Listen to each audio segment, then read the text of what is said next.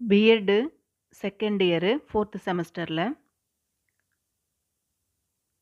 Gender school and society இந்த subject. இந்த சப்ஜெக்ட்ல இன்னைக்கு நம்ம பார்க்க போற டாபிக் வந்து 4th யூனிட் ஸ்டார்ட் பண்ணியிருக்கோம். பெண்கள் மீதான வன்முறையும் மகளிருடைய பாதுகாப்பும், violence and safety of girls and women. இந்த டாபிக் தான் இன்னைக்கு இன்ட்ரோ மட்டும் பார்க்க போறோம். பொதுவாகவே மக்கள் தொகை எடுத்துக்கும் பொழுது ஏறக்குறைய ஆண்களுக்கு சமமாக பெண்களும் இருக்காங்க. அப்படி பார்க்கும் பொழுது 50% பெண்கள் இருக்காங்க. இந்த 50% பெண்களுக்கு வேலை வாய்ப்புகள், கல்வி, தொழில்துறை இந்த மாதிரி எல்லா இடங்கள்லையுமே சம உரிமை இருக்கா அப்படின்னு சொல்லும் பொழுது நிறைய இடங்கள்ல கிடையாது. இந்த சம அந்தஸ்து, சம உரிமை கிடைக்கணும் அப்படிங்கிறதுக்காக நிறைய பேர் போராடிக்கிட்டு தான் இருக்காங்க. இன்னும் கூட போராடுறாங்க. ஒரு சில இடங்கள்ல பெண்களுக்கு ஆண்களுக்கு இணையாக நடத்துறாங்க. ஒரு சில இடங்கள்ல குறைந்த அளவு தான் மதிப்பு பெண்களுக்கு குடுக்குறாங்க. அதிக அளவு ஆண்களுக்கு இருக்கு. ஒரு சில இடங்கள்ல சுத்தமாக பெண்களுக்கு எந்த ஒரு உரிமையும் இல்லாம இருக்கு. இந்த மாதிரி வேரியஸ் டைப்ஸ்ல பெண்கள வந்து நடத்திக்கிட்டு தான் இருக்காங்க. பெண் விடுதலை, பெண் சுதந்திரம் அப்படின்னு அன்றைய பாரதியிலிருந்து இன்றைய நவீன பெண்கள் வரைக்கும் அதே மாதிரி உமன்ஸ் சங்கங்கள் இருக்கு இல்லையா? மாதர் சங்கங்கள். அவங்களுக்கு ஏதாவது ஒரு பிரச்சனைன்னா குரல் கொடுக்கறது. இந்த மாதிரி நிறைய போராடிக்கிட்டு தான் இருக்காங்க. பெண்களுக்குன்னு தனி காவல் நிலையம் இருக்கு. பெண்களுக்கு ஏதாவது அநீதி நடந்ததுன்னா அதை எதிர்த்து கேட்கறதுக்காக, போராடுறதுக்காக நிறைய சங்கங்கள் இருக்கு. இருந்தாலும் இன்றைய காலகட்டத்தில் கூட பெண்களுக்கு சம உரிமை கொடுக்காம நிறைய இடங்கள்ல வந்து அதை பறிக்கப்படுது. அது மட்டும் இல்லாம, மகளிர வந்து பயமுறுத்துற மாதிரி, அவங்கள அவமானப்படுத்துற மாதிரி, அவங்களுக்கு செக்ஷுவல் டார்ச்சர் குடுக்குற மாதிரி, நியூஸ் பேப்பரா இருக்கட்டும், நம்ம வந்து டிவி ஆன் பண்ணாலும், இந்த மாதிரி கேர்ல்ஸ் அப்யூஸ் அப்படின்றது நெறைய நம்ம பார்த்துக்கிட்டு தான் இருக்கோம். பொதுவாவே வன்முறைய பயன்படுத்துறவங்க, ஆதி காலத்துலலாம் பார்க்கும்பொழுது நெறைய பிக்சர்ஸ் ஆதி காலத்துல எப்படி இருந்தாங்க அப்படின்றது நமக்கு தெரியாது. இருந்தாலும், அந்த குகை ஓவியங்கள் இதெல்லாம் நமக்கு சொல்றது என்ன அப்படின்னா, பெண்களுடைய தலைமுடிய புடிச்சுட்டு இழுத்துட்டு வர மாதிரி ஒரு பிக்சர் இருக்கும். அப்பன்னா, அந்த காலத்துல இந்த மாதிரிலாம் இருந்தது அப்படிங்கிறது நமக்கு தெரியும். அதே மாதிரி கரடுமுரடான ஒரு ஒரு ஒரு ஸ்டிக் அவங்க கைகள வச்சிருப்பாங்க. அப்போ அந்த பெண்கள அடிச்சிருக்காங்க அப்படின்றது அவங்களுக்கு தெரியுது. நம்ம அதிலலாம் பார்க்க முடியுது. இப்படி அந்த காலகட்டத்தில வன்முறையோட இருந்திருக்காங்க. நெறைய பிரச்சனைகள ஃபேஸ் பண்ணியிருக்காங்க. ஆனா, இன்றைய காலகட்டத்தில கூட அது வந்து தொடர்ந்து இருந்துகிட்டு தான் இருக்கு. ஒரு சில இடங்கள் வந்து பெண்கள், ஆண்கள் நெனைக்கிறாங்க, பெண்கள் நமக்கு வந்து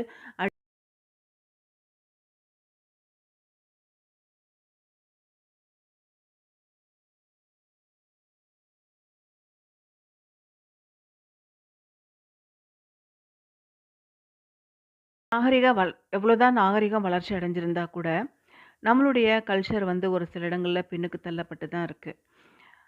அந்த மாதிரி பார்க்கும்பொழுது, குழந்தைங்களுக்கு குடுக்குற உரிமையும், சுதந்திரம் பறிக்கப்படுது. ஒரு நல்ல குருவாக இருக்கிற பேரண்ட்ஸு, ஆண் குழந்தைங்களா இருக்கட்டும், பெண் குழந்தைங்களா இருக்கட்டும், எல்லாரையுமே வந்து சரிசமம் நடத்தணும். அதே மாரி தனி மனித பண்பாடு அப்படின்னு எடுத்துக்கும் பொழுது, ஆணுக்கு என்ன இம்பார்ட்டன்ட் குடுக்குறோமோ, அதே மாதிரியான இம்பார்ட்டன்ட்டு பெண்களுக்கும் குடுக்கணும்.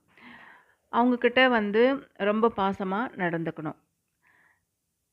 அதே மாதிரி பேரண்ட்ஸ் வந்து அவங்களுடைய குழந்தைங்களுக்கு நல்வழி காட்டுற மாதிரி அமையணும். இந்த மாதிரி அவங்களுடைய தன்னடக்கம், அ அவங்களுடைய குழந்தைகளை போற்றும் விதம், இது எல்லாமே சிறப்பா அமைஞ்சிருக்கணும். இந்த மாதிரி பண்பாடுகள் குறையும் பொழுது, இண்டிவிஜுவலா ஒரே ஒரு வீட்ல கூட ஆணுக்கு ஒரு உரிமையும், பெண்ணுக்கு ஒரு உரிமையும் குடுத்து வளர்ப்பாங்க. நம்மளே கூட நெறைய பேர் பார்த்துருப்போம். ஒரு வீட்ல ஒரு பெண் குழந்தை, ஒரு ஆண் குழந்தை இருக்கிறாங்க அப்படின்னா, அந்த ஆண் குழந்தைக்கு அதிக அளவு சலுகைகள குடுத்து வளர்ப்பாங்க. பெண் குழந்தைகள உதாசீனப்படுத்துவாங்க. இந்த மாதிரி இருக்கும் பொழுது, அந்த பையன் வளர வளர என்ன பண்ணுவான், பெண்ணுக்கு வந்து எந்த உரிமையும் கிடையாது. ஆணுக்கு தான் எல்லா உரிமை அப்படின்ற ஒரு மென்டாலிட்டி அந்த குழந்தைக்குள்ள வளர்ந்துரும். அப்போ என்ன ஆகும் அப்படின்னா, பேராசை, பொறாமை, ஒரு மாரி ஹார்ட் வேர்ட்ஸ யூஸ் பண்றது, பெண்கள மதிக்காம இருக்கிறது, இந்த மாதிரி விஷயங்கள் எல்லாமே இருக்கும். அதனால பெற்றோர்கள் அ பெற்றோர்கள் வந்து பெண் குழந்தையா இருக்கட்டும், ஆண் குழந்தையா இருக்கட்டும் வளர்க்கும் பொழுது, எல்லாருக்குமே ஈக்குவலான இம்பார்ட்டன்ஸ் குடுத்து வளர்க்கணும். அப்படி வளர்க்கும் பொழுது அந்த குழந்தையானது சமுதாயத்தில நல்ல வளர்ச்சி அடையும். ஆண் ஆண் பையனா இருந்தா பெண்களுக்கு சம உரிமை குடுக்கணும், முக்கியத்துவம் குடுக்கணும் அப்படின்னு நெனச்சு சமுதாயத்தோட பழகும் பொழுது, அதுக்கேத்த மாதிரியான மெச்சூரிட்டி அந்த குழந்தைக்கு வரும். பள்ளி கல்வி நிலையில சிறுமிகள் மீதான வன்முறைகள் மற்றும் அவர்களுடைய பாதுகாப்பு. இத பத்தி தான் பார்க்க போறோம். தொடக்க நிலை. தொடக்க கல்வி நிலை முதல்ல பார்த்துடலாம். இந்த தொடக்க கல்வி நிலை எந்த வயசுல ஸ்டார்ட் ஆகுது அப்படின்னா, அரசாங்க பள்ளிகளா இருந்ததுன்னா 5+. 5 வயசுலேருந்து அந்த 10 வயசு இருக்கிற அந்த ஸ்டூடெண்ட்ஸுக்கு தான் அந்த தொடக்கநிலை கல்வி இருக்கும். இந்த தொடக்கநிலை கல்வியில் இருக்கிற குழந்தைங்களுக்கு எந்த ஒரு விஷயமும் தெரியாது.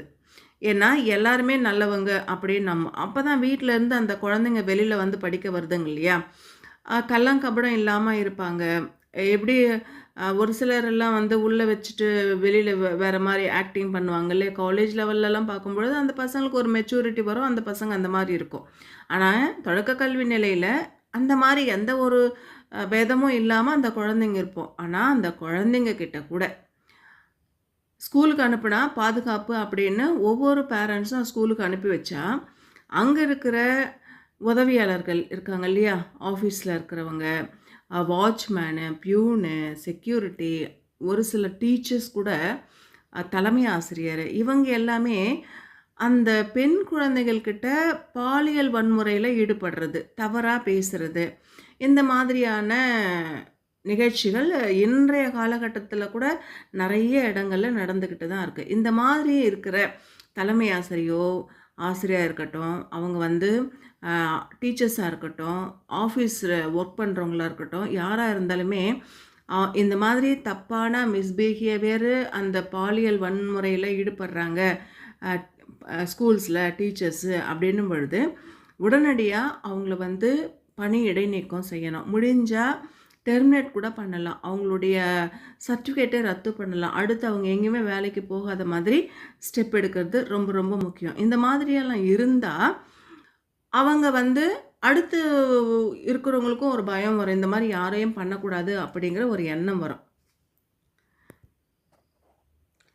அதே மாதிரி குழந்தைங்களுக்கு அவங்களுடைய உடல் உறுப்புகள பத்தி சொல்லிக் குடுக்குறதும் ரொம்ப ரொம்ப முக்கியம். ஏன்னா, எலிமெண்டரி லெவல்ல அந்த குழந்தைங்களுக்கு ஆண், பெண் பாகுபாடு இல்லாம ஒரே மாதிரி தான் பழகுவாங்க அப்படின்னா கூட, ஒரு சில இடங்கள்ல தவறாக நடந்துக்கிறதுனால, அவங்களுடைய அவேர்னஸ் பத்தி அந்த பெண் குழந்தைகளுக்கும் சொல்லிக் குடுக்குறது ரொம்ப ரொம்ப முக்கியம். பெண்களுடைய உணர்வினை மென்மையாக, பக்குவமாகவும் எடுத்து சொல்லணும். அதே மாதிரி யாராவது பெண் குழந்தைகள் மேல இடிக்கிறதுக்கு வந்தாலோ, அவங்களுடைய ஆடைகள இழுத்தாலோ, அவங்க மேல கை வச்சாலோ, உடனே வந்து அதுக்கு இடம் குடுக்கக்கூடாது. அந்த இடத்த விட்டு நகரணும். கூச்சல் போட்டு மத்தவங்கள கூப்பிடணும் அப்படின்னு அந்த பெண் குழந்தைங்களுக்கு ஆரம்ப காலகட்டத்திலேயே சொல்லிக் குடுக்கணும். குடும்ப உறுப்பினர்கள் தவிர அந்நியர்கள் குடுக்குற ஃப்ரூட்ஸா இருக்கட்டும், வெஜிடபிளா இருக்கட்டும், அதே மாதிரி கூல் ட்ரிங்க்ஸு, சாக்லேட்டு இது எதுவுமே வாங்கி சாப்பிடக்கூடாது அப்படின்னு சொல்லி வைக்கணும். குழந்தைங்க ஸ்கூல்ல இருந்து வீட்டுக்கு வரும்பொழுது, அவங்களுடைய முகம் வாடி இருந்தாலோ, அழுதுகிட்டு வந்தாலோ, என்ன காரணம் அப்படின்றது அவங்களுடைய பேரண்ட்ஸு விசாரிக்கணும். அதே மாதிரி ஸ்கூல்ல கூட அட்மினிஸ்ட்ரேஷன் செக்ஷன்ல ஸ்கூல்ல டீச்சர்ஸ அப்பாயின்ட்மென்ட் பண்ணும்பொழுது, அவங்க யாரு? அவங்க எங்கேருந்து வராங்க? அப்படின்னு விசாரிக்கணும். பொதுவாவே அவங்களுடைய சர்டிஃபிகேட்ஸ் எல்லாம் கரெக்ட்டா இருக்கா? அவங்களுக்கு எக்ஸ்பீரியன்ஸ் இருக்கா? அவங்க வந்து டீச்சிங் ஸ்கில் இருக்கா? அப்படின்னு நம்ம வந்து ரிஹர்சல் பார்த்து தான் நம்ம எடுப்போம். அது மட்டும் இல்லாம, பொதுவா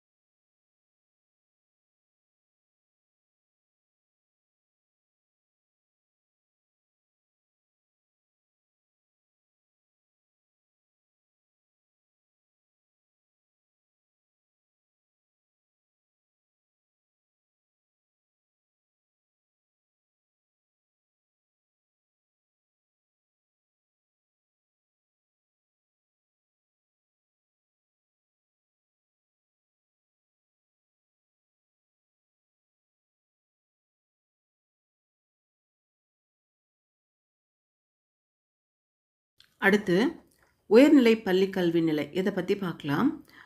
இந்த உயர்நிலை பள்ளி கல்வி படிக்கிற அந்த ஸ்டூடெண்ட்ஸுடைய ஸ்டேஜ் என்ன அப்படின்னு பார்க்கும்பொழுது 10 வயசுலேருந்து 16 வயசுக்குள்ளே இருக்கும். இந்த மாதிரி இருக்கிற பிள்ளைங்க தான் அந்த உயர்நிலை பள்ளியில் படிப்பாங்க. இவங்களுடைய உடல்நிலையில் மாற்றங்கள் இந்த காலகட்டத்தில் வரும். அதையே ஒரு சிலர் கவலையாக நினைப்பாங்க. அவங்களுடைய என்ன மாற்றம் வருது அப்படின்ட்டு ஒரு பயம் இருக்கும். ஸ்கூலில் படிக்கிறதுல, அதுக்கப்புறமா விளையாட்டில், சில பேருக்கு கலைகளில் ஈடுபாடு இருக்கும். இந்த மாதிரி இருக்கிறவங்க எதையாவது தன்னை ஈடுபடுத்திக்கிட்டு அதை ஷைன் பண்ணணும் அப்படின்னு நினைப்பாங்க. ஆனால் ஒரு சிலர் தீயவர்களோட சேர்க்கை நடக்கும். அந்த ஆப்போசிட் செக்ஷுவல் அப்படின்னு சொல்கிறோம் இல்லையா, ஆண் பெண்களிடமோ பெண் ஆண்களிடமோ ஒரு ஈடுபாடு இருக்கும். இந்த மாதிரி ஈடுபாடு இருக்கும் பொழுது அவங்கள ஒரு சிலர் படங்களில் பார்த்துட்டு, சோஷியல் மீடியாவை பார்த்துட்டு, இது எல்லாமே பார்த்துட்டு அதே மாதிரி தானும் ஆண் பெண் பிள்ளைகள் பெண்களை கேலி செய்கிறது, அதே மாதிரி தொலைபேசி மூலமாக பேசுறது, கைபேசி மூலமாக பேசுறது.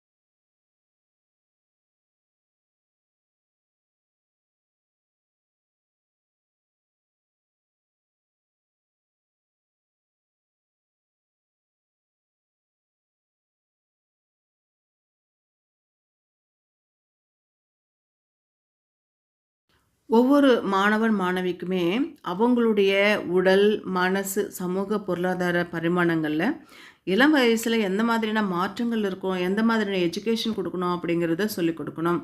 2 பேருமே சேர்ந்து படிக்கிற ஸ்கூல், கோ எஜுகேஷன் ஸ்கூல்ஸ் இருக்கு இல்லையா, இந்த மாதிரி ஸ்கூல்ஸில் பசங்க பெண்கள் கிட்ட முறை தவறி நடந்துக்கிறதும், கத்தியால் குத்துறதும், ஆசிட் ஊற்றுறதும் இன்றைய காலகட்டத்தில் கூட ஒரு சில இடங்களில் நடந்துக்கிட்டு தான் இருக்குது.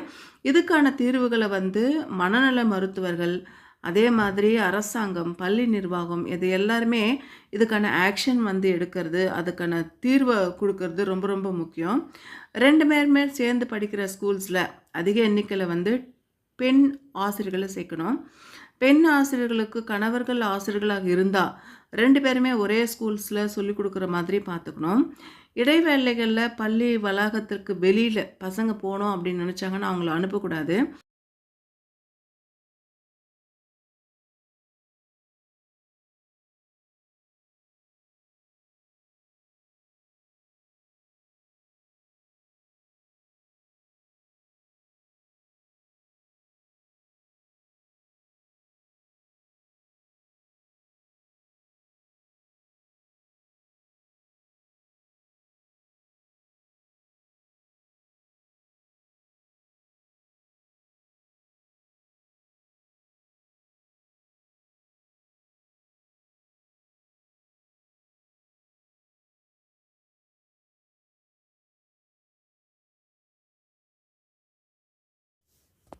ஹையர் செகண்டரி அப்படின்னு சொல்லும் பொழுது 11th 12th இல்லையா, இதில் பசங்க கம்மியாக தான் இருப்பாங்க.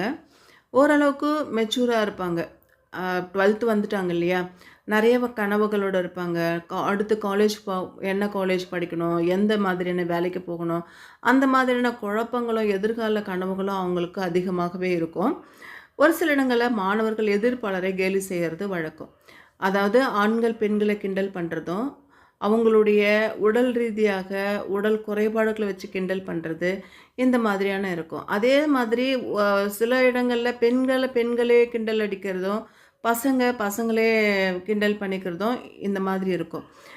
இதில் உடல் வளர்ச்சி வேகமாக நடக்கிற காலகட்டம். தன்னுடைய உடல் பற்றின குழப்பமோ, பயமோ, தன்னுடைய எதிர்காலத்தின பற்றின பயமோ இவங்கக்கிட்ட அதிகமாகவே இருக்கும். தன்னை தன் மேலே வந்து தான் ரொம்ப அழகு அப்படின்ற ஒரு எண்ணமும், தனக்கு வந்து இம்பார்ட்டன்ஸ் கொடுக்கணும் அப்படின்ற ஒரு எண்ணமும் இந்த காலகட்டத்தில் அதிகமாகவே இருக்கும். இந்த நிலையில் போதிய விளையாட்டு, அதுக்கான ஸ்போர்ட்ஸ்க்கான ஃபெசிலிட்டிஸு, அதே மாதிரி அவங்க ஏதாவது ஒரு ஆர்ட்ஸ்லேயோ இல்லை ஸ்போர்ட்ஸ்லேயோ இல்லை கேம்ஸ்லேயோ இந்த மாதிரி இன்வால்மெண்ட் ஆகிறது, லைப்ரரி, கணினி இதில் வந்து ஸ்கில் டெவலப் பண்ணிக்கிறது, இது எல்லாத்துக்குமே அவங்க வந்து தன்னை இன்வால்வ் பண்ணிக்கிறதுல இம்பார்ட்டன்ஸ் கொடுக்கணும். அதுக்கு தேவையான வசதிகளை அந்த பள்ளி நிர்வாகம் கொடுக்கணும். அதுக்கு தேவையான சப்போர்ட்டிவாக அந்த டீச்சர்ஸும் இருக்கணும். இது வரைக்கும் நம்ம பார்த்தது பள்ளி கல்வி நிலையில் சிறுமிகள் மீதான வன்முறைகள் மற்றும் அவங்களுக்கு பாதுகாப்பு கொடுக்கறத பற்றி பார்த்துருக்கோம். பள்ளி கல்வி நிலை அப்படின்றது நம்ம ஸ்டார்டிங்கில் ஆரம்ப கல்வி பார்த்தோம், 1ஆவதுலேருந்து 5ஆவது வரைக்கும். அதுக்கடுத்து இடைநிலை கல்வி பார்த்தோம், 6லேருந்து 10th வரைக்கும். அதுக்கப்புறம் higher secondary education 11th 12th இந்த ஸ்டேஜில் பசங்க எப்படி இருப்பாங்க, அவங்களுடைய ஆக்டிவிட்டீஸ் எப்படி இருக்கும், அவங்களுக்கு எந்த மாதிரியான குடும்பத்தில் பெண்களுக்கு எதிரான வன்முறைகளும் அவர்களுக்கு அளிக்கக்கூடிய பாதுகாப்பும் தான் பார்க்க போகிறோம். டொமஸ்டிக் வயலன்ஸ் அகெயின்ஸ்ட் உமன் இந்த டாப்பிக்கில் முதல்ல ஃபேமிலி பார்த்துடலாம். குடும்ப வகைகள், டைப்ஸ் ஆஃப் ஃபேமிலி அப்படின்னு பார்க்கும்பொழுது 2 வகையான குடும்ப வகைகள் இருக்குது. ஒன்று ஜாயிண்ட் ஃபேமிலி, 2வது நியூக்ளியஸ் ஃபேமிலி. கூட்டு குடும்பம், தனி குடும்பம், அந்த மாதிரி 2 வகைகள் இருக்குது. கூட்டு குடும்பம் அப்படின்னு பார்க்கும்பொழுது, கூட்டு குடும்பம் அப்படின்னா அவங்களுடைய அப்பா, அம்மா, தாத்தா, பாட்டி, அத்தை, மாமா, சித்தி, சித்தப்பா, அவங்களுடைய குழந்தைங்க, இவங்க எல்லாருமே அதில் இருப்பாங்க. அந்த வீட்டில் ஒரு பெண்ணை கல்யாணம் பண்ணி கொடுத்தாங்கன்னா, அவங்களுடைய ஃபேமிலி சரியில்லை, அவங்களுடைய ஃபேமிலியோடைய சுச்சுவேஷன் சரியில்லை, ஹஸ்பண்ட் சரியில்லை, லோ இன்கம்மு, இந்த மாதிரி அவங்களுக்கு ஏதாவது பர்சனலாக ப்ராப்ளம் இருந்தது அப்படின்னா, அவங்க கூட அவங்களுடைய அப்பா, அம்மா அந்த கூட்டு குடும்பத்தோட அவங்களும் வந்துடுவாங்க. பொதுவாகவே இவங்க வீட்டில் சமையல் கட்டு ஒன்று தான் இருக்கும். அதில் எல்லாருக்குமே சமைப்பாங்க. எல்லாருமே சேர்ந்து சமைக்கிறதுனால பொருளாதார ரீதியாக பார்க்கும்பொழுது சிக்கனமாக செலவு இருக்கும். நிறைய செலவு பண்ண மாட்டாங்க. சிக்கனமாக செலவு இருக்கும். அதே மாதிரி ஒற்றுமையான ஒரு குடும்பம் இருக்கும். சீனாவிலையும் இந்தியாவிலையும் இந்த மாதிரி கூட்டு குடும்ப முறை நிறையவே இருக்குது. அடுத்து தனி குடித்தனம். இந்த தனி குடித்தனம் அப்படின்னு பார்க்கும்பொழுது அப்பா, அம்மா, அவங்களுடைய குழந்தைங்க அவங்க மட்டும்தான் இருக்கும். தனி குடித்தனம் உருவாகிறதுக்கான முக்கியமான காரணம் என்ன அப்படின்னா, அவங்களோட படிச்சுட்டு வேலை விஷயமா வெளியூர்களுக்கு போயிட்டு வரும்பொழுது இவங்க அதுக்கேற்ற மாதிரி அந்தந்த ஊரில் அவங்களுடைய வேலை நிமித்தமாக தங்கிடுவாங்க. இப்படி இந்த நியூக்ளியர் ஃபேமிலியில் அப்பா, அம்மா, குழந்தைங்க தவிர்த்து வேறு யார் வந்தாலுமே அவங்கள விருந்தாளி மாதிரி தான் கவனிப்பாங்க. அவங்க வீட்டில் அப்பா, அம்மா, சித்தி, சித்தப்பா, தாத்தா, பாட்டி யார் வந்தாலுமே விருந்தாளி எப்படி கவனிக்கிறாங்களோ அந்த மாதிரி தான் கவனிப்பாங்க. அதே மாதிரி அவங்களுடைய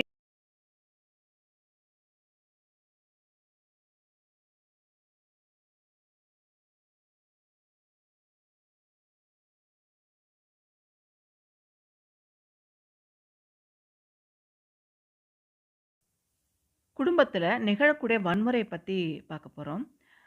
குடும்பம் அப்படின்னா சண்டை சச்சரவுகள் இருந்துக்கிட்டே இருக்கும். அதுவும் வந்து ஜாயிண்ட் ஃபேமிலி அப்படின்னும் பொழுது நிறைய பேர் இருப்பாங்க இல்லையா? அவங்களுக்குள்ள பிரச்சனைகள் வரும். அதுக்கப்புறமா இயல்பாக வந்து ஒன்று சேர்ந்துருவாங்க. அது எல்லாமே மறந்துடுவாங்க. இருந்தாலுமே அந்த வன்முறைகள் கூட 2 வகையாக நம்ம பிரிக்கலாம். சொற்களால் சொல்கிறது ஒன்று, அதாவது பேசி பேசியே நோகடிப்பாங்க மனசை. அடிக்க மாட்டாங்க, எதுவும் பண்ண மாட்டாங்க, ஆனால் பேசுவாங்க. இந்த மாதிரி சொற்களால் பேசுறது யாருக்கெல்லாம் பாதிப்பு ஏற்படுத்தும் அப்படின்னா, யாருக்குள்ளே நடக்கும் அப்படின்னு பார்க்கும்பொழுது தந்தை, மகன், அண்ணன், தம்பி, அக்கா, தங்கை, மாமியார், மருமகள் இந்த மாதிரி வரும். இதில் ஈகோ பெருசாக இருக்கும். நீ பெரியவனா, நான் பெரியவன், நீ சம்பாதிக்கிற, நான் இந்த மாதிரி ஈகோ இருக்கும். அதில் மருமகள் மாமியார் சண்டை அப்படிங்கிறது தொடர்ந்து அன்றைய காலகட்டத்திலேருந்து இன்றைய காலகட்டம் வரைக்கும் தொடர்ந்து இருந்துக்கிட்டு தான் இருக்குது. உடலை வருத்துகிற வன்முறை என்ன அப்படின்னு பார்க்கும்பொழுது ஃபிசிக்கல் வயலன்ஸ் பண்ணுவாங்கள்ல, இதில் மகளிர் வந்து அடித்து துன்புறுத்துவாங்க. இதுக்கு காரணம் யாரு மேக்ஸிமம் அப்படின்னும் பொழுது, அவங்க வீட்ல இருக்கிற கணவன் அந்த மாதிரி தான் முதல் குற்றவாளியா இருப்பாரு. இதுக்கு காரணம் அப்படி என்னன்னா, மத்தவங்க மேல இருக்கிற கோவத்த தன்னுடைய மனைவி மேல கொண்டு வந்து காட்டுறது. அவங்க கிட்ட காட்ட முடியாத கோவத்த தான் வீட்டுக்கு வந்த தன்னோட மனைவி கிட்ட காரணமே இல்லாம கோவப்படுறது. இந்த மாதிரி இருக்கும். அதே மாரி தகாத செயல்கள், வேர்ட்ஸ் யூஸ் பண்ணி பேசுறது. அடுத்து உழைக்கும் வர்க்கம். இது என்னன்னா, குடிவெறியோட இருக்கிறது, வேலைக்கு போகாம இருக்கிறது, மத்தவங்க மீது காட்ட முடியாத கோபத்த மனைவி மீது காட்டுறது, தீராத நோய், வறுமை, பெண் குழந்தைகள் வந்து பொறந்துருச்சு அப்படின்னு மனைவி மேல குற்றம் சாட்டுறது. இது எல்லாமே வந்து வன்முறைக்கு எதிரான பொதுவா மிடில் கிளாஸ்ல எந்த மாதிரியான பிரச்சனைகள் வருது அப்படின்னா, மனைவி மனைவிய எதிர்த்து பேசுறது, ஈகோவா நடந்துக்கிறது, வரதட்சணை கேட்கறது, அவங்க வீட்ல போயிட்டு நெறைய வாங்கிட்டு வர சொல்லி அடிக்கிறது, திட்டுறது, இந்த மாதிரியான பிரச்சனைகள் இருக்கும். நடுத்தர வர்க்க ஆண்களுடைய ஆத்திரம், கோபம் எல்லாமே வெளியில யார்கிட்டயும் காட்ட முடியாத விஷயங்கள் எல்லாம் வீட்டுக்கு வந்து தன்னுடைய மனைவி கிட்ட காட்டுறது, அடிக்கிறது, உடைக்கிறது, கட்டையால தாக்குறது, கத்தியால குத்துறது, இந்த மாதிரி வேலைகள்ல ஈடுபடுவாங்க.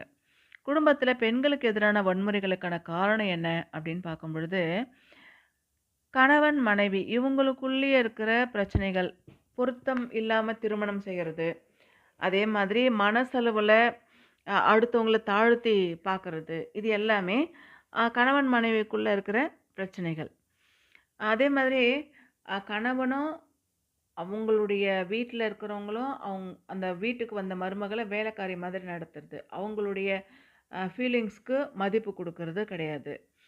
அதே மாதிரி கணவனை மனைவியும் கணவனை அவமதிப்பா பேசுறது. "நீ எதுக்குமே லாயக்கு இல்ல. நீ தண்டச்சோறு. நீ வேலைக்கு போக மாட்டேங்கிற." இந்த மாதிரி சொல்றது. மனைவி தன்னுடைய பிறந்த வீட்டின் மீது அதிகமா விசுவாசம் வச்சுட்ருக்கிறது. இப்போ ஒரு வீட்ல ஒரு மருமகள் இருக்காங்க அப்படின்னா, கணவனுடைய உறவினர் வரும்பொழுது ஒரு மாதிரியும், தன் வீட்டு உறவினர் வரும்பொழுது வேற ஒரு மாதிரியும் கவனிப்பாங்க. அந்த மாதிரி அதிக அளவு தன்னுடைய பிறந்த வீட்டின் மீது விசுவாசமும், பாசமும் வச்சிருப்பாங்க. மனைவியானவள் ஒரு சில இடங்கள்ல வீட்டு வேலை எதுவுமே செய்யாம ஜாலியா பொழுது போக்குவாங்க. வெளியில போயிட்டு ஃபுட் ஆர்டர் பண்ணி சாப்பிடுறது, வெளியில வீண் செலவு பண்றது, இந்த மாதிரியெல்லாம் இருக்கும். கணவனுடைய குடிப்பழக்கம்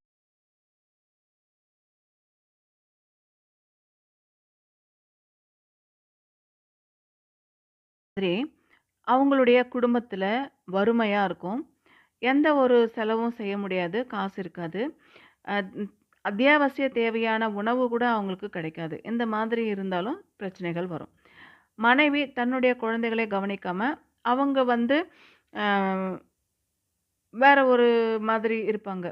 அவங்கள மட்டுமே வந்து கேர் பண்ணிப்பாங்க. தன்னுடைய குழந்தைகளையோ, தன்னுடைய கணவனையோ கவனிக்க மாட்டாங்க. மனைவி வந்து வீட்டுக்கு யாராவது விருந்தினர் வந்தா, அவங்கள கவனிக்காம இருக்கிறது. மனைவி வீண் செய்றதா நெனைக்கிறது. கணவன் வந்து எந்த செலவுமே இல்லன்னா கூட, செய்யலன்னா கூட, மனைவி வந்து வீண் செலவு பண்றா அப்படின்னு நெனச்சுப்பாங்க. ஒரு சில நோய்கள் வந்து அது போகவே போகாது. அந்த மாரி நீடிச்சு ரொம்ப நாள் இருக்கிற நோய்கள். அத கணவன் மனைவிக்குள்ள பிரச்சனை வந்ததுன்னா, வாய் விட்டு பேசினா பிரச்சனைகள் தீரும். அந்த மாரி வாய் விட்டு பேசாம இருக்கிறது. பிற உறவினர்களுடைய குறுக்கீடு. ஒய்ஃப் அண்ட் ஹஸ்பண்ட்குள்ள பிரச்சனை, சண்டை அப்டின்னா, அவங்க சொந்தக்காரங்கலாம் வந்து அவங்க வீட்ல வந்து பஞ்சாயத்து வைக்கிறது, அவங்களுடைய பிரச்சனைகள் வந்து பேசுறது. கணவனுடைய உறவினர்கள் கிட்ட விலகி இருக்கிறது. ஒரு மனைவியானவள் தன்னுடைய உறவினர்கள் கிட்ட மட்டுமே அதிக அளவு பாசம் வச்சிருப்பாங்க. கணவனோட உறவினர்கள் கிட்ட அந்த அளவு பாசம் வைக்க மாட்டாங்க. அவங்க வந்தா கூட இவங்களோட மிங்கிள் ஆக மாட்டாங்க. மிதமிஞ்சிய சுயநலம். தனக்கு மட்டும் தான் எல்லாமே தெரியும் அப்படின்னு ஒரு சிலர் இருக்காங்க. அதே மாதிரி திமிர்த்தா இருப்பாங்க. ஆணவத்தோட நடந்துப்பாங்க. தகாத வார்த்தைகளால திட்டிக்கிறது. இந்த மாதிரியான விஷயங்களால கூட பிரச்சனைகள் வரும். அடுத்து குடும்ப வன்முறை சட்டம். 2005ல கொண்டு வராங்க. இது வந்து உங்களுக்கு 1 வேர்ட் மார்க்ல கேட்பாங்க. குடும்ப வன்முறை தடுப்பு சட்டம் எப்போ கொண்டு வராங்க அப்படின்னு சொல்லிட்டு.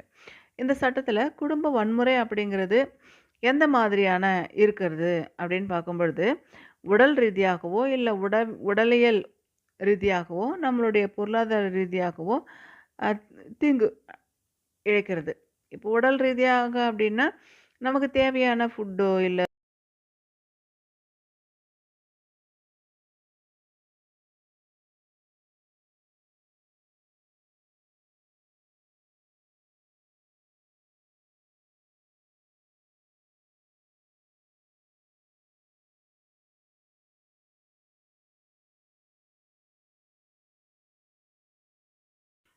ஒரு சில இடங்கள்ல வந்து பெண்களுக்கு செக்ஷுவல் டார்ச்சர் குடுக்கறது, அவங்கள வந்து பொருளாதார ரீதியாக அவங்கள வந்து துன்புறுத்துறது, இந்த மாதிரி இருக்கும். அவங்களுடைய மனைவிய துன்புறுத்த மட்டும் இல்லாம, அவங்களுடைய அம்மா, அவங்களுடைய சகோதரி, அப்புறம் அவங்க வீட்ல வந்து தத்து எடுக்குறாங்கல்ல, இந்த மாதிரி எல்லாருமே வந்து துன்புறுத்துறது. மனைவிக்கு புகுந்த வீட்ல தொடர்ந்து வசிக்கிறதுக்கு உரிமை குடுக்கணும். இந்த மாதிரியெல்லாம் சட்டங்கள் வந்து தடுக்கிற சட்டங்கள் வரும்பொழுது, இது எல்லாமே செய்யணும். குடும்ப வன்முறையில ஈடுபடுறவங்களுக்கான தண்டனை எந்த மாதிரி இருக்கணும் அப்படின்னு பார்க்கும்பொழுது, ஒரு ஃபேமிலில வந்து டார்ச்சர் குடுக்குறாங்க அப்படின்னா, ஆண்களுக்கு ஜாமீன்ல போறதுக்கே முடியாத மாதிரி 1 வருஷம் தண்டனையோ, இல்ல நெறைய பணமோ குடுத்து அந்த பனிஷ்மென்ட்ட குடுக்கணும் அப்படிங்கிறது. மனைவியுடைய குழந்தைகள் உட்பட குடும்ப செலவுக்கு கணவன் ஜீவனாம்சம் சொல்றாங்க இல்லையா? அந்த மாதிரி பணம் குடுத்து உதவணும். பாதிக்கப்பட்ட பெண்ணோ, பாதுகாப்பு அலுவலரோ பாதிக்கப்பட்டவங்களுக்கு வேறு எவருமோ குற்றவியல் நீதிபதி கிட்ட முறையிடலாம். இப்ப எனக்கு வந்து அ மென்டலி டார்ச்சர் குடுக்குறாங்க, செக்ஷுவல் டார்ச்சர் குடுக்குறாங்க அப்டின்னா, ஃபேமிலி கோர்ட்டு கிட்ட சொல்லி நம்ம முறையிட்டு நமக்கு முறைப்படியான டிவோர்ஸு வாங்கலாம். குடும்ப வன்முறைக்கு ஆளாக்கப்படுற பெண்களுக்கு பாதுகாப்பு குடுக்குறதுக்கு, பெண்கள் பாதுகாப்பு அலுவலர்கள், அரசு சாரா நிறுவனங்கள் இது எல்லாமே செயல்படுது. சமூக விரோதிகள் கிட்ட இருந்து பெண்களுக்கு பாதுகாப்பு அப்படிங்கிற தலைப்பு தான் பார்க்க போறோம். ஒரு சில வீடுகள்ல தனியா இருக்காங்க பெண்கள் அப்படின்னு சொல்லி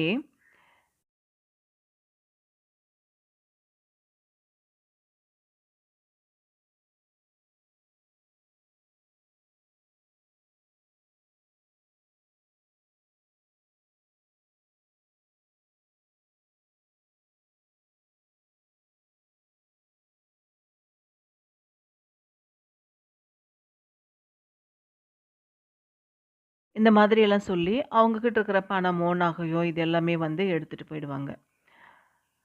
அது மட்டும் இல்லாம வீட்ல லேடீஸ் தனியா இருந்தாங்கன்னா, அவங்க கிட்ட வன்முறையில ஈடுபடுவாங்க. ஒரு சிலர் என்ன பண்ணுவாங்கன்னா, இபி ஆஃபீஸ்லேருந்து வந்திருக்கேன். அதே மாதிரி சொல்லிட்டு வருவாங்க. ஒரு சிலர் வந்து நான் ஆன்மீகத்தில ஈடுபாடு இருக்கேன். ஏதாவது வந்து நன்கொடை இருந்தா குடுங்க. அரிசி குடுங்க. அதே மாதிரி அனாதை குழந்தைங்களுக்கு வந்து ட்ரெஸ்ஸு குடுங்க. இந்த இடத்துல எங்களுடைய ஆசிரமம் இருக்கு. அப்படின்னு சொல்வாங்க. ஒரு சிலர் வந்து வீட்ல லேடீஸ் தனியா இருக்காங்க அப்படின்னா, அவங்களுடைய மொபைல் நம்பர், லேண்ட்லைன் நம்பர் தெரிஞ்சு வச்சுக்கிட்டு, அவங்கள வந்து டார்ச்சர் குடுப்பாங்க. இந்த மாதிரி இருக்கும் பொழுது, பெண்கள் வந்து ரொம்ப ரொம்ப உஷாரா இருக்கணும். அது மட்டும் இல்லாம இந்த மாதிரி தவறுதலா வராங்க, கேட்குறாங்க அப்படின்னா, தன்னுடைய கணவருக்கோ, இல்ல பக்கத்துல இருக்கிறவங்களுக்கோ, நெய்பர்ஸ்க்கோ இவங்க வந்திருக்காங்க அப்படின்றத பத்தி தெரியப்படுத்தணும். முடிஞ்சா எதுவுமே ஒர்க் அவுட் ஆகல அப்படின்னா, நேரா போலீஸ் ஸ்டேஷனுக்கு நம்ம வந்து கம்ப்ளைண்ட் பண்ணிடலாம். அதே மாரி இன்றைய காலகட்டத்தில நகர்ப்புற சூழல்ல புதிய இடங்களுக்கு வந்து ஒரு பெண் தனியா போறது அவாய்ட் பண்ணிக்கணும். அதே மாரி இரவு நேரங்கள்ல போறது, நைட்டு சினிமாக்கு போறது, கிளப்புக்கு போறது, இது எல்லாமே அவாய்ட் பண்ணிக்கிட்டா, மேக்ஸிமம் நெறைய பிரச்சனைகள்ல இருந்து நம்மள நாம காப்பாத்திக்கலாம்.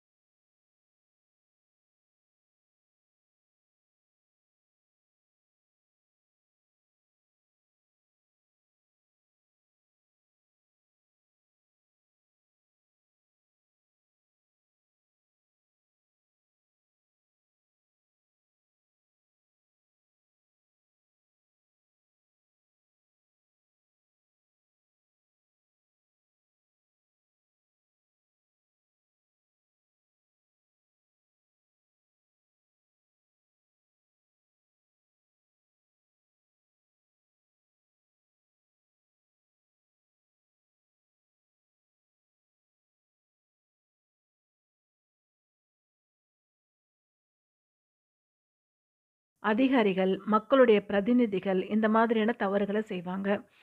இது வந்து இன்றைய காலகட்டத்தில நெறைய சோஷியல் மீடியாலாம் வந்துருச்சு. அந்த மாரி இருக்கிற டைம்ல யாரெல்லாம் தவறு செஞ்சிருக்காங்களோ,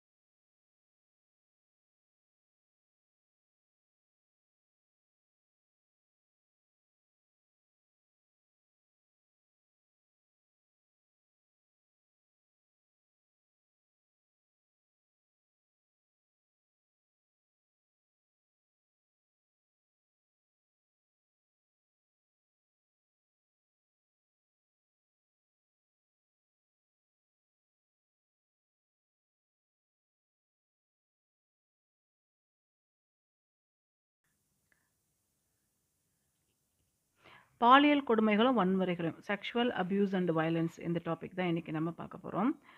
பாலியல் கொடுமை அப்படின்னா என்ன? இந்த பாலியல் கொடுமைய மோல்ஸ்டேஷன் அப்படின்னும் சொல்வாங்க. இது எப்படி அப்படின்னு பார்க்கும்பொழுது, பொதுவாவே 18 வயசு இருக்கிற குழந்தைங்க திருமணத்துக்கு தயாரா இருக்காங்கன்னு சொல்வோம் இல்லையா? பெண்களா இருந்தா 18 வயசு, ஆண்களா இருந்தா 21 வயசுன்னு சொல்வோம். இதுல 18 வயசுக்கு உட்பட்டு 18 வயசு நிரம்பாத இருக்கிற பெண்கள கட்டாயப்படுத்தி, அந்த குழந்தைய வந்து பாலுணர்வு தூண்டுற முறையில நடந்துக்கிறது தான் மோல்ஸ்டேஷன் அப்படின்னு நம்ம சொல்றோம். இந்த குற்றத்த செய்றவங்க பாலியல் குற்றவாளி அப்படின்னும் சொல்லப்படுது. இந்த பாலியல் குற்றங்கள் எந்த வயசுலயும் நடக்கலாம். அதாவது ஒரு குழந்தைக்கு வந்து 18க்கு உள்ள இருக்கணும் அப்படின்னு சொல்றோம் இல்லையா? பெண் குழந்தையா இருந்தா 5 வயசுல நடக்கலாம், 10 வயசுல நடக்கலாம், 12 வயசுல நடக்கலாம். எந்த வயசுல வேணாலும் இந்த கொடுமை அந்த குழந்தைக்கு நடக்கலாம். ஒரு சில இடங்கள்ல கணவன் மனைவியா இருந்தா கூட அந்த வாழ்க்கை துணையை அவள் விரும்பாத, அதாவது செக்ஷுவல் இல்லாத, தயாரா இல்லாத நிலையில இருக்கிற கணவனா இருந்தாலும், மனைவியா இருந்தாலும், அவங்கள கட்டாயப்படுத்தி உடலுறவுல ஈடுபடுத்துறது கூட இந்தல அடங்கும். பாலின கொடுமை நடக்கிறதுனால அவமானமும், தன்னைத்தானே நொந்துக்கிற ஒரு மனநிலைமை வந்து பெண்களுக்கு ஏற்படுது. அந்த குழந்தைங்களுக்கு. இதனால மனசோர்வு, டிப்ரஷன் ஆகுது. இதனால என்ன ஆகுதுன்னா,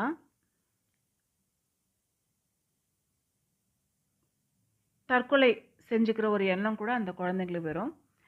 தன்னைத்தானே துன்புறுத்திக்கிறதுக்கு, அது மாரி அவங்களுக்கு அந்த ஒரு மனநிலையை வந்து அவங்களுக்கு குடுக்கும். அது மட்டும் இல்லாம, பால் உறவு நிலை, தவிர்க்கக்கூடிய உறவினர்கள் ஏற்படுற பாலியல் வன்முறை, நீண்ட ரொம்ப வருஷங்க இருந்துட்டே வருது. இந்த யாரெல்லாம் இதில இருக்காங்க அதிக அளவு அப்படின்னும் பொழுது ஆண்கள் தான்.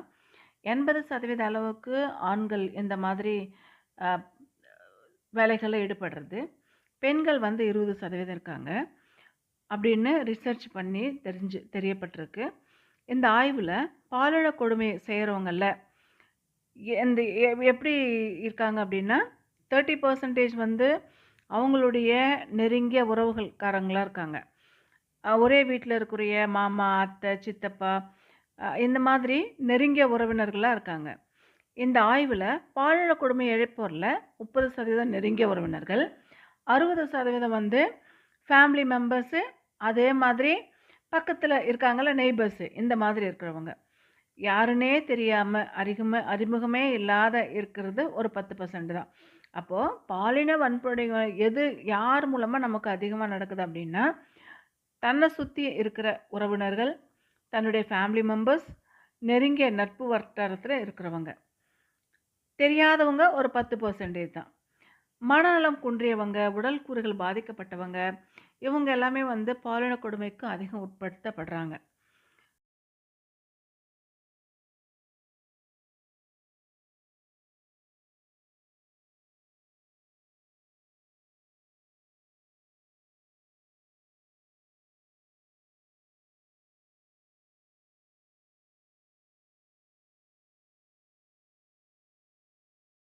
மாரி குழந்தைங்கள செக்ஷுவல் அபியூஸ் பண்ணி, அவங்கள வந்து கொலை செஞ்சு புதைச்சிடுறாங்க.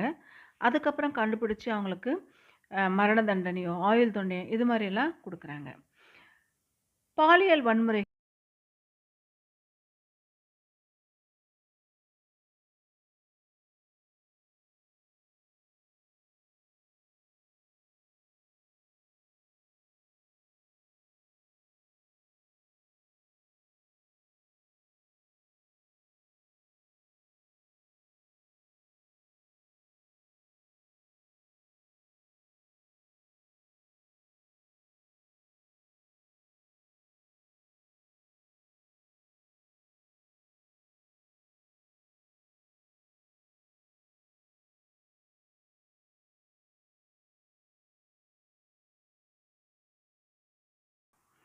அடுத்து பாலியல் வன்முறைகளை தடுக்கிறதுல கல்வியுடைய பங்கு என்ன அப்படிங்கிறத பார்த்துடலாம்.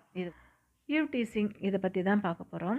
பாலியல் வன்கொடுமைகள் அப்படிங்கிறது துன்புறுத்துறது, மன உளைச்சல் ஏற்படுத்துறது இந்த மாதிரி. இதெல்லாம் எப்படி அப்படின்னா, ஒரு பையனோ பொண்ணோ போயிட்டே இருக்காங்க அப்படின்னா, அவங்கள வந்து கிண்டல் பண்ணுறது, அவங்கள தகாத வார்த்தைகளை சொல்லி திட்டுறது, டபுள் மீனிங்கில் பேசுறது,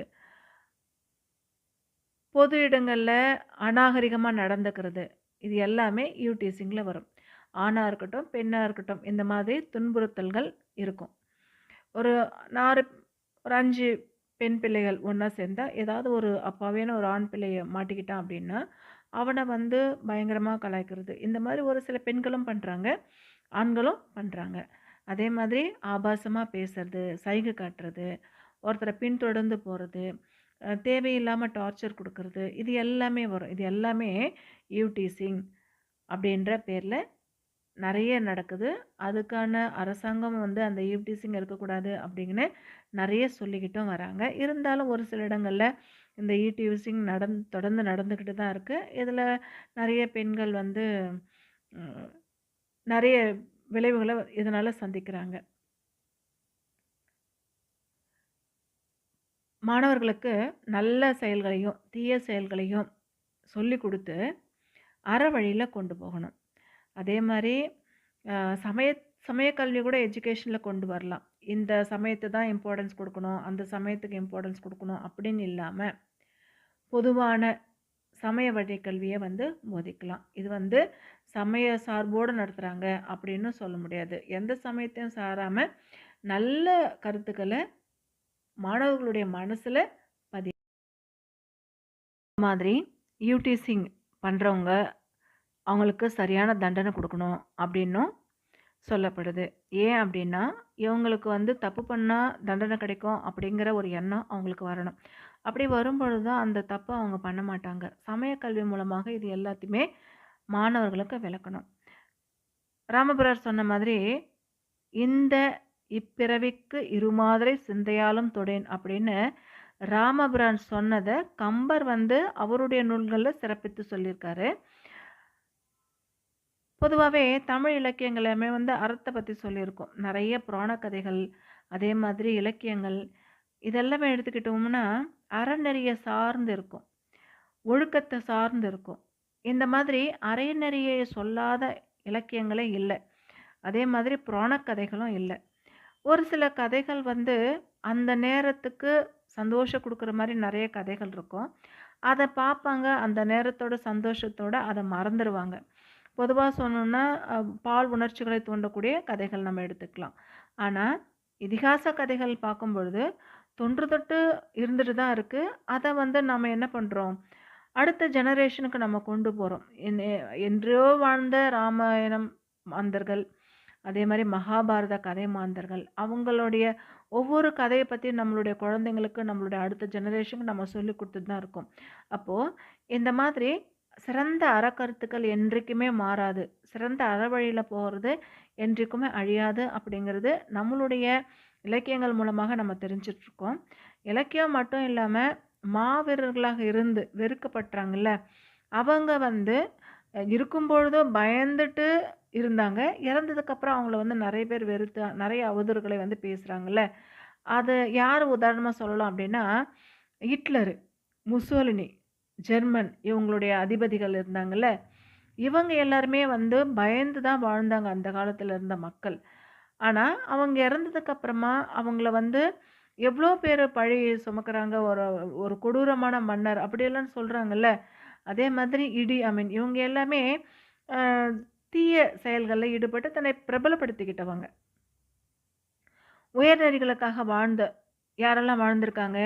புத்தர், இயேசுநாதர், அன்னை தெரசா, நபிகள் நாயகம், காந்தியடிகள் இவங்களுடைய வாழ்க்கை மாணவர்களுக்கு ஒரு வழிகாட்டியா இருக்கு. எப்படி அ ஹிட்லரு, முசோலினி இவங்கள பத்தி எல்லாமே வந்து அவதூறாக பேசி அந்த மாதிரியான ஒரு வாழ்க்கை வாழக்கூடாது. என்னதான் வந்து பதவியில் இருந்தா கூட அப்படி நம்ம சொன்னாலுமே, ஒரு சிலருடைய வாழ்க்கை, ஒரு சிலருடைய ஞானிகள், தத்துவ மேதைகள் இவங்களுடைய வாழ்க்கையெல்லாம் பார்க்கும்பொழுது, இந்த மாதிரி இருக்கணும் அப்படின்னு நம்ம வந்து சொல்றோம். அவங்கள வந்து நம்ம ரோல் மாடல் எடுத்துக்கிட்டு, அதே மாரி நம்ம நடந்துக்கணும் அப்படின்னும் நம்ம சொல்றோம். ஆசிரியர்கள் வந்து மாமனிதர்களாக இருக்கிறது முடியாது. ஏன் அப்படின்னா, ஆசிரியர்கள் கூட வந்து மனிதர்கள் தான். ஆனா, நல்ல கருத்துக்கள திணிக்க முடியும் மாணவர்கள்கிட்ட. ஏன்னா, காலையிலேருந்து சாயங்காலம் வரைக்கும் ஒவ்வொரு மாணவனுமே அந்த டீச்சர்ஸோட தான் ட்ராவல் பண்றாங்க இல்லையா?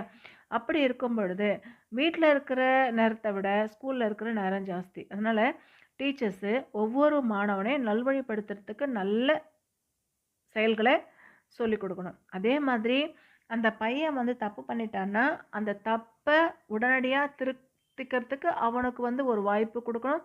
அதே தப்ப அவன் திரும்பி திரும்பி செஞ்சான்னா, அதுக்கான தண்டனை வந்து உடனுக்குடனே அந்த ஸ்டூடண்ட்டுக்கு அதே மாதிரி ஒழுங்கீனமா நடந்துக்கிறாங்க இல்லையா ஸ்டூடண்ட்ஸு, அவங்கள வந்து உடனடியா நம்ம பனிஷ் பண்ணணும்னு சொல்றோம். எந்த மாதிரியான பனிஷ்மென்ட்? சிவியரான பனிஷ்மென்ட் அப்டின்னா, உடனடியா ஒரு தப்பு பண்றான் அப்டின்னா, உடனே டிசி குடுத்து அனுப்பணும்.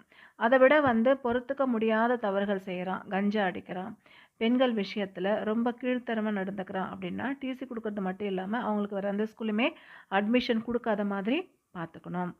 இதுக்கு வந்து நம்மளுடைய காவல்துறையும், நீதிமன்றமும் விசாரணை மூலமாக ஒவ்வொரு பள்ளிக்கும் அந்த மாணவ சமுதாயத்துல கலங்க ஏற்படாத மாதிரி பார்த்துக்கணும். அதே மாதிரி கிளாஸ்ல ரொம்ப ஜாஸ்தியா இருக்கக்கூடாது. அதாவது ஸ்டூடண்ட்ஸ் உடைய லிமிட்டேஷன் ரொம்ப ஜாஸ்தியா இருக்கக்கூடாது. ஒரு சில ஸ்கூல்ஸ்லலாம் பார்க்கும்பொழுது, ஒரு கிளாஸுக்கு கவர்மெண்ட்டோடைய அலாட்மெண்ட்டு 40:1 இல்லையா? இந்த ஒரு சில ஸ்கூல்ஸ்லலாம் பார்க்கும்பொழுது 60:1 60 பசங்களுக்கு ஒரு கிளாஸ் ரூம் இருக்கும். இது ரொம்ப ஜாஸ்தி இல்ல. அந்த மாதிரியே இருக்கக்கூடாது. காற்றோட்டமா இருக்கணும். பசங்களுக்கு உட்கார்றதுக்கு வசதிகள் ஏற்படுத்தப்பட்டிருக்கணும். அதே மாதிரி அ உங்களுடைய என்ட்ரன்ஸ் ரூம் இல்லையா? ஒரு மாரி குறுகலா இல்லாம கொஞ்சம் ப்ராடா காத்தோட்டமா இருக்கிற மாரி இருக்கணும்.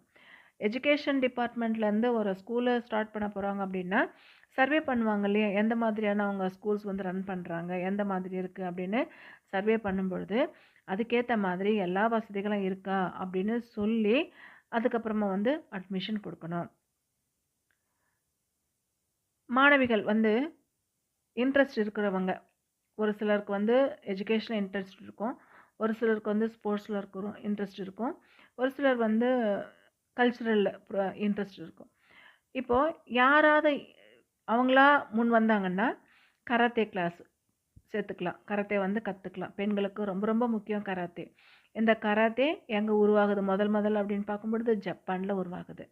அதே மாரி டேக்வொண்டோ இது வந்து சைனால உருவாகுது. குங்ஃபூ இது எல்லாமே தற்காப்பு கலைகள சேர்ந்தது தான். குங்ஃபூ வந்து கொரியால உருவாகுது. இந்த மாரி தற்காப்பு கலைகள பள்ளிகள வந்து சொல்லிக் குடுக்கலாம். அது வந்து ஈவினிங் டைம்ல, அ லீவ் டைம்ல இந்த மாரி ஸ்பெஷல் கிளாஸ் எடுத்து சொல்லிக் குடுக்கலாம். பள்ளி நாட்களின் பொழுது, பள்ளி நேரங்கள்ல அந்தந்த ஒவ்வொரு ஸ்கூல்ஸ்க்குமே கேர்ல்ஸ் மட்டுமே படிக்கிற ஸ்கூலு, கோஎட் ஸ்கூலு எதுவா இருந்தாலுமே, ஒரு ஸ்கூலுக்கு ஒரு கான்ஸ்டபிள் அப்படின்னு சொல்லிட்டு அலாட் பண்ணணும். அவங்க அந்த ஸ்கூலுக்கு வந்து அதில ஏதாவது குறைகள் இருந்தா, பிரச்சனைகள் பண்ணா, அவங்க பார்த்துக்கிற மாதிரி அவங்க மேற்பார்வையில அந்த ஸ்கூல விடணும். இது போல செஞ்சா எந்த விதமான தவறுகளும் நடக்காம இருக்கும். இது போல செக்ஸுவல் டார்ச்சர், டீசிங் இது எல்லாமே இருந்தது அப்படின்னா, பேரண்ட்ஸ், டீச்சர்ஸ் மீட்டிங் நடக்கும்பொழுது பேரண்ட்ஸ் கிட்ட டீச்சர்ஸ் வந்து இத பத்தி பேசலாம். அதே மாதிரி இந்த கிளாஸ் டீச்சரா இருக்கட்டும், அந்த ஸ்கூல் ஹெட் மாஸ்டரா இருக்கட்டும், இந்த மாரி தப்பு செய்ற பசங்க தண்டிக்கப்படணும். அதே மாதிரி அவங்களுடைய வீட்டுக்கு போயிட்டு பர்சனலா அவங்களுடைய ஸ்டூடண்ட்ஸ் உடைய நாலேஜாக இருக்கட்டும், அவங்களோட டிசிப்ளினாக இருக்கட்டும், இதை பற்றியெல்லாம் வந்து ஷேர் பண்ணணும். பெற்றோருக்கும் ஆசிரியருக்கும் ஒரு உறவு பாலமாக இருக்கணும். உடலை ஒரு பண்டமாக கருதுதல், பொருளும் கருத்தும், meaning and concept of body objectification. இந்த தலைப்பு தான் பார்க்க போகிறோம். உடலை ஒரு பண்டமாக, பொருளாக கருதுதல் அப்படின்னா என்ன? யூஸ் அண்ட் த்ரோ மாதிரி. அதாவது நம்மளை வந்து யூஸ் பண்ணிக்கிட்டு தூக்கி போட்டுட்டு போயிடுறது. ஒரு பேப்பர் பிளேட் வாங்குகிறோம், அதில் நம்ம ஃபுட்டு எடுத்துக்கிறோன்னா அந்த பேப்பர் மறுபடியும் யூஸ் பண்ணுறது இல்லைல்ல, அது தூக்கி போட்டுட்டு போயிட்டே இருக்கோம் இல்லையா? அந்த மாதிரி ஒரு பெண்ணை யூஸ் பண்ணிவிட்டு அதை தூக்கி போட்டுட்டு போயிட்டே இருக்கிறது. இதை தான் வந்து உடலை ஒரு பண்டமாக கருதுதல் அப்படின்றது. இதுக்கு வந்து ஒவ்வொருத்தரும் ஒவ்வொரு விதமான டெஃபினேஷன் கொடுத்துருக்காங்க.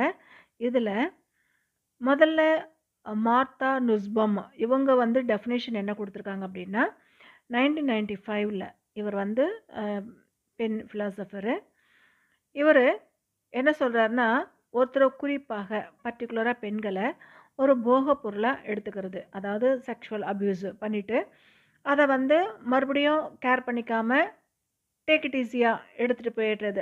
அதாவது அந்த பெண்ணுடைய மனசு என்ன நினைக்கும், என்ன பாடுபடும், எவ்வளோ கஷ்டங்கள் அனுபவிக்கும், அதை பற்றியெல்லாம் யோசிக்காமல் பெண் செக்ஷுவல் அப்யூஸ் பண்ணிட்டு போயிட்டே இருப்பாங்க இல்லையா? அந்த மாதிரி இருக்கிறது. இதில் வந்து நிறைய டைப்ஸ் 7 வகையாக அவர் வந்து சொல்கிறாரு. என்னென்ன அப்படின்னா, கருவியாக பயன்படுதல், அதாவது பண்டமாக கருதப்படுற ஒரு பொருளை தன்னோட செயலை நிறைவேற்றதுக்கு அப்புறமா, அதாவது ஒரு பெண்ணை வந்து ஒரு பொருளாக நினச்சிக்கிட்டு அவங்களுடைய வேலை முடிஞ்சோடனே தூக்கி போட்டுட்டு போயிட்டே இருக்குது. எப்படி ஒரு பேப்பர் பிளேட்டை சாப்பிட்டுட்டு தூக்கி போட்டுட்டு போகிறாங்களோ அந்த மாதிரி ஒரு செக்ஷுவல் அப்யூஸ் முடிச்சுட்டு தூக்கி போட்டுட்டு போயிட்டே இருக்கிறது.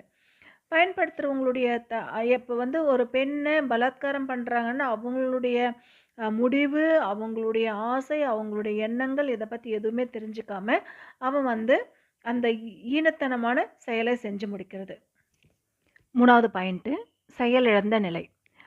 ஒருத்தரை வந்து ஒரு பெண்ணை அப்யூஸ் பண்ணுறாங்க அப்படின்னா அவங்கள வந்து எதிர்த்து எந்த ஒரு வார்த்தையும் பேச முடியாத அளவுக்கு அவங்கள வந்து செயலிழக்க செய்கிறது.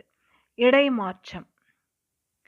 இது எப்படின்னா, ஒரு நபருக்கு பதில் இன்னொரு பொருளுக்கு மாற்றாக நம்ம எடுத்துக்கிறது. இவங்களுக்கு பதிலாக இவங்க.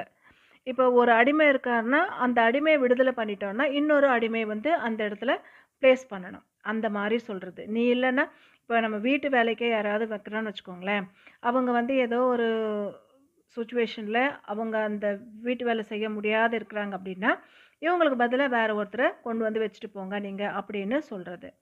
அடுத்து உடைமை. ஒருவர் மற்ற பண்டங்களை மாதிரி வாங்கவோ விற்கவோ முடியும் அப்படிங்கிற நிலை. அதாவது ஒரு பொருளை எப்படி வாங்கவும் முடியும், விற்கவும் முடியும் அப்படின்ற மாதிரி மக்களை கூட, மனிதர்களை கூட வாங்கவும் முடியும், விற்கவும் முடியும் அப்படிங்கிற எண்ணம் கொண்டு வர்றது.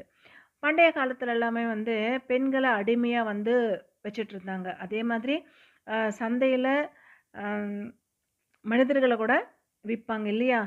வாங்கிறது, விற்கிறது, இது எல்லாமே வந்து ஆதி காலத்தில் இருந்த செயல்கள். இந்த மாதிரியெல்லாம் கூட நடத்துவாங்க. தனி மனிதத்தன்மை மறுக்கப்படுதல். ஒருத்தருடைய அனுபவங்களையும் அவங்களுடைய உணர்வுகளையும் கவனத்தில் எடுத்துக்கிறது இல்லை. ஒவ்வொருத்தருக்குமே வந்து ஃபீலிங்ஸ் இருக்கும், எக்ஸ்பீரியன்ஸ் இருக்கும். அவங்களுடைய எக்ஸ்பீரியன்ஸ் வச்சு ஒரு விஷயத்த சொல்கிறாங்க அப்படின்னா அதை வந்து காது கொடுத்து கேட்கறதில்ல. இவங்க சொல்கிறது கரெக்டாக இருக்குமா, தப்பாக இருக்கட்டுமா, அப்படியெல்லாம் யோசிக்க மாட்டாங்க, உடனே சொல்லிடுவாங்க. அடுத்து வரம்பு மீறும் போக்கும். ஒருத்தரை வந்து அவருக்கு அப்படின்னு எந்த ஒரு கண்ணியமும் இல்லாதவராக கருதி வரம்பு மீறி நடந்துக்கிறது. அவங்களுடைய மனுஷங்களுடைய ஃபீலிங்ஸை வந்து நம்ம மதிக்கிறது கிடையாது. நம்ம என்ன நினைக்கிறோமோ அதை வந்து அவங்க மேலே திணிக்கணும் அப்படின்னு சொல்கிறது. இது எல்லாமே யார் சொல்கிறது? மார்த்தா நுஸ்பம் அப்படின்றவர் சொல்கிறாங்க 1995. இது வந்து உங்களுக்கு 5 மார்க் கொஸ்டின்ஸு அந்த மாதிரி கேட்பாங்க. ஒரு இல்லை அப்படின்னா 1 மார்க் கொஸ்டினில் மார்த்தா நுஸ்பம் என்ன சொல்கிறாங்க அப்படின்னு, எந்த வருஷம் அவங்களுடைய கருத்துக்களை வெளியிட்டாங்க அப்படின்னு கேட்பாங்க. 1995 வெளியிட்டாங்க. இந்த மாதிரியும் வரும். அடுத்து ரே லாங்டன். இவர் வந்து 2009 எந்த மாதிரி சொல்லியிருக்காருன்னா 3 கூடுதலான அம்சங்களை சேர்த்துருக்காரு. இதோட அது என்ன அப்படின்னு பார்க்கும்பொழுது, ஒருத்தரை உடலை மட்டுமே சார்ந்ததாக குறுக்குதல். எப்படின்னா ஒருத்தர் அவருடைய உடல் உறுப்புகளை கொண்டு மட்டும்தான் அடையாளப்படுத்துறது. நம்ம வந்து நெறைய நிக்நேம் எல்லாம் வச்சு கூப்பிடுவாங்க. ஒருத்தர் வந்து உண்மையிலேயே டேலண்டா இருப்பாங்க. அவங்களுக்கு ஏதாவது குறைகள் இருக்கும். அந்த குறைகள பெருசு பண்ணி அவங்கள வந்து கூப்பிடுறது. இப்ப வந்து ஒருத்தர நொண்டி நொண்டி நடக்குறாங்க, ஹேண்டிகேப்ட்டா இருக்காங்கன்னா, அப்படியே நொண்டி அப்படின்னு சொல்லி கூப்பிடுறது. அப்புறம் கொஞ்சம் தலைமுடி இல்ல, வழுக்கையா இருக்குன்னா, சொட்ட தலையா அப்படின்னு கூப்பிடுறது. இந்த மாதிரி நெறைய இருக்கும். தோற்றம் மட்டுமே உடலை அடையாளப்படுத்துறதா சொல்றது. ஒருத்தர அவருடைய தோற்றத்திலிருந்து புலன்களுக்கு எவ்வாறு புலப்படுறாரு அப்படிங்கிறத மட்டுமே மதிப்பிடுறது. இப்போ ஒருத்தருடைய மென்டாலிட்டி ஒவ்வொரு மாதிரி இருக்கும். அவங்களோ எப்படி நினைக்கிறாங்களோ, அத அத அப்படியே வந்து சொல்றது. உண்மையிலேயே அவங்களுடைய இன்டெலிஜென்ட் வேறா இருக்கும். அவங்களுடைய நாலேட்ஜ் வேறா இருக்கும். அடுத்தவங்களுடைய பார்வைக்கு இவன் தண்டம், இவன் வேஸ்ட் அப்படின்னு சொன்னா, அப்படியே வந்து சொல்றது. இந்த மாதிரி தோற்றத்த மட்டுமே வச்சுட்டு அடையாளப்படுத்தி சொல்றது. பாயிண்ட்டு வாயை அடைத்தல், சைலன்சிங். ஒரு நபருக்கு இன்னொரு நபர் ஒரு மீட்டிங் நடக்குது அப்படின்னா, அந்த மீட்டிங்ல ஒரு நபர் இன்னொரு நபர பார்த்து அவர் பேசாம இருக்கணும் அப்படின்னா, அவருக்கு என்னதான் நாலேட்ஜ் இருந்தா கூட, இவனுக்கு ஒண்ணுமே தெரியாது, இவன் வேஸ்ட்டு, இவன் பேசுறதுக்கு லாயக்கு இல்லதான், இவன் வந்து ஒரு கருத்த கூட முன்வைக்க மாட்டான், இந்த மாதிரியெல்லாம் சொல்றது. என்ன பேசணும் அப்படின்னு முன் வரான் அப்படின்ற பத்தி யோசிக்காம சொல்லிடுறது. ஷார்ட்டா சொல்லணும்னா, மத்தவங்கள பண்டங்களாக பார்க்கறது. அவங்களுடைய தனித்திறமை, விருப்பு, வெறுப்பு இது எல்லாமே வந்து கணக்குல எடுத்துக்காம, அடிமைகளா அவங்கள வந்து நடத்துறது. மனிதர்களை பண்டமாக கருதுதல். ஒரு பார்வை பார்த்துடலாம். ஆண் தன்னுடைய வலிமைய வச்சு சொல்றதுனால, பெண்கள வந்து இழிவுபடுத்துறது. பெண்களால எந்த வேலையும் செய்ய முடியாது அப்படின்னு ஆரம்ப காலகட்டத்திலருந்து இன்னைக்கு வரைக்குமே அடிமைகளாகவே வச்சு நடத்திட்டு இருக்காங்க. இது எப்படின்னா, நமக்கு எப்படி தெரியுது அப்படின்னா, குகைகள்ல அவங்க வரைஞ்ச ஓவியங்கள் மூலமாக தெரியுது. வடிச்ச கற்சிலைகள் மூலமாக தெரியுது. பெண்மை வந்து எப்பவுமே அடிமையாவே அவங்க வச்சுட்டு இருந்தாங்க அப்படின்றது. அது வந்து இன்றைய காலகட்டத்தில கூட தொடர்ந்து நடந்துகிட்டு தான் இருக்கு. அதே மாதிரி இந்தியாவுல காம களியாட்டங்கள் இது எல்லாமே செக்ஷுவலா செது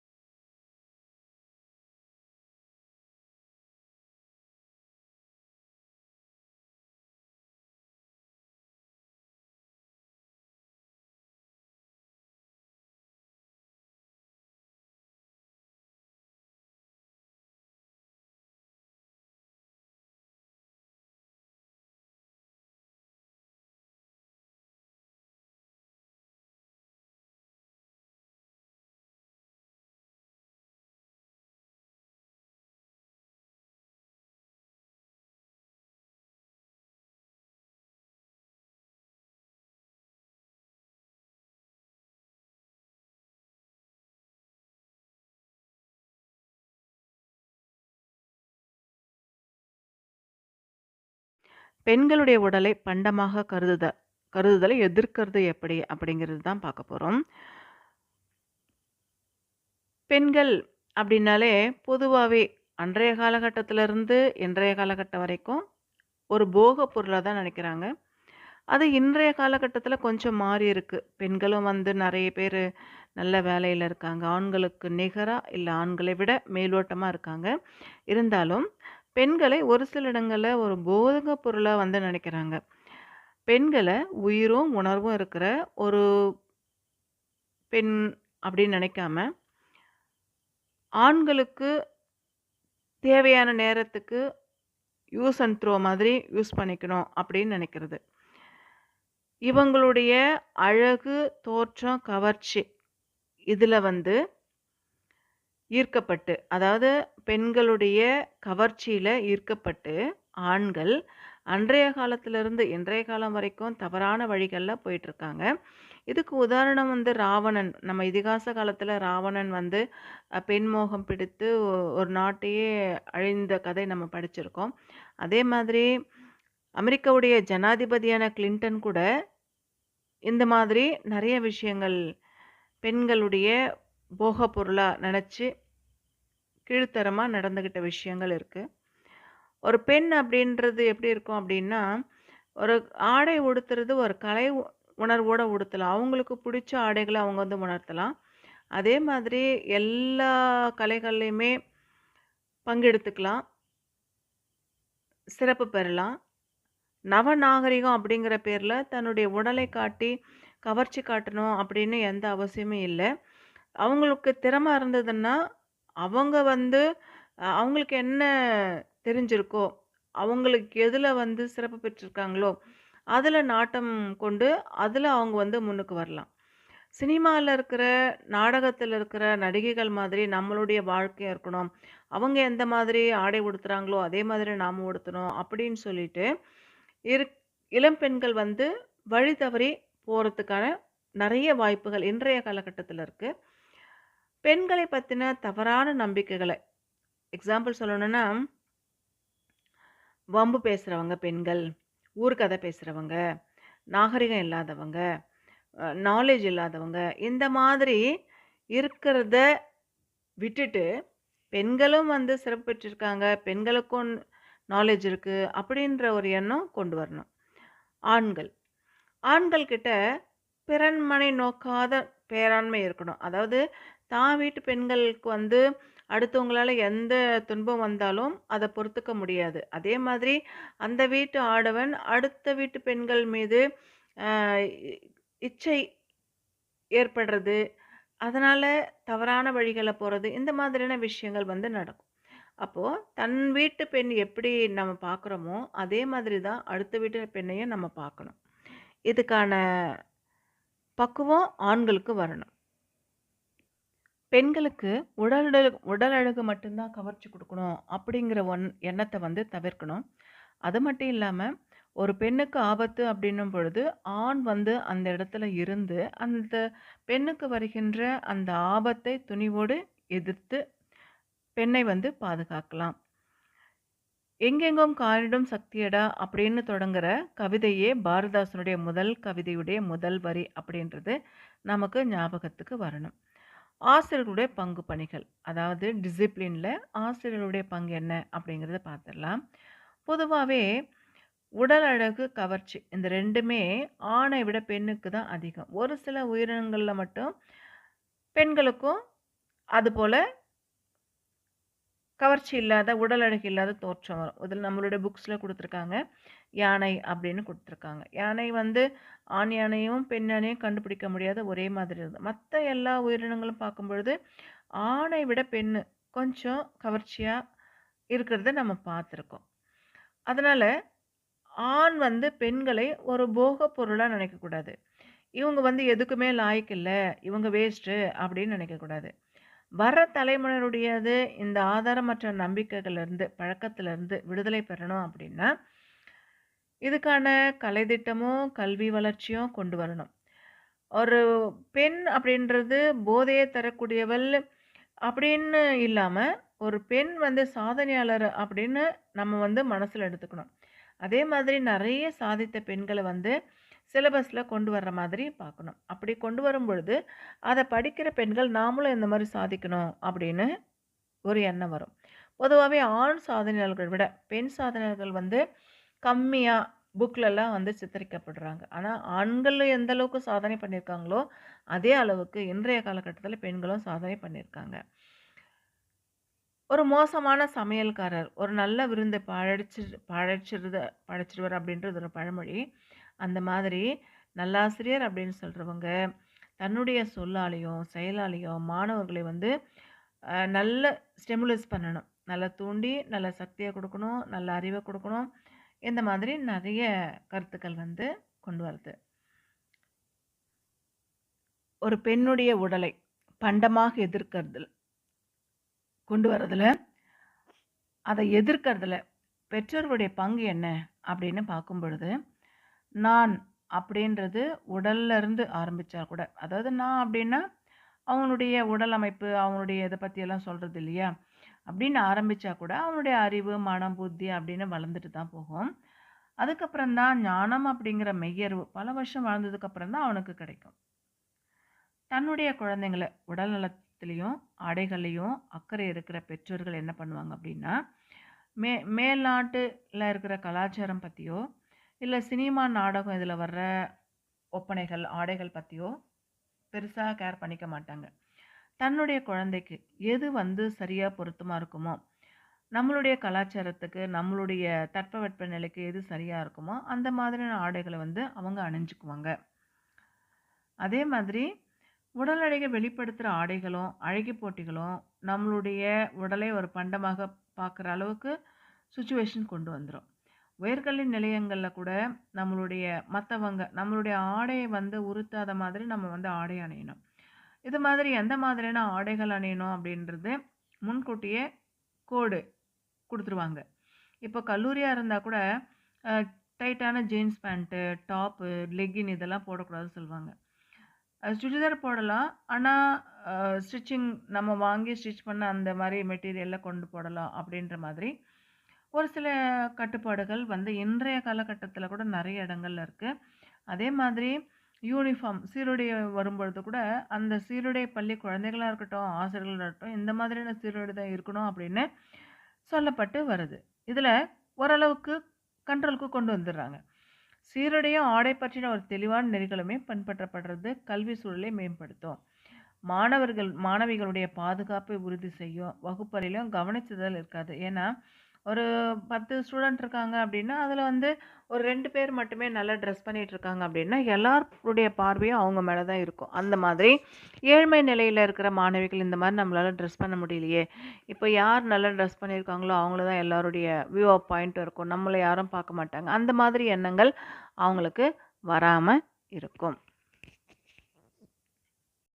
அதே மாதிரி பெற்றோர்கள் தன்னுடைய மகள் பள்ளி கல்வியிலயோ, இல்ல கல்லூரியிலயோ ஒரு பேச்சு போட்டியோ, இல்ல ஒரு ஆடல், பாடல் நிகழ்ச்சியோ நடந்துக்கும் பொழுது கூட, ஆடை அலங்காரத்துல தனி கவனம் ஏற்பட்டு, இந்த அலங்காரம், இந்த நடிப்பு தன்னுடைய மகளுக்கு எந்த விதமான பாதிப்பும் ஏற்படாது அப்படின்னு தெரிஞ்சதுக்கு அப்புறமா அனுமதிக்கிறது ரொம்பவே நல்லது.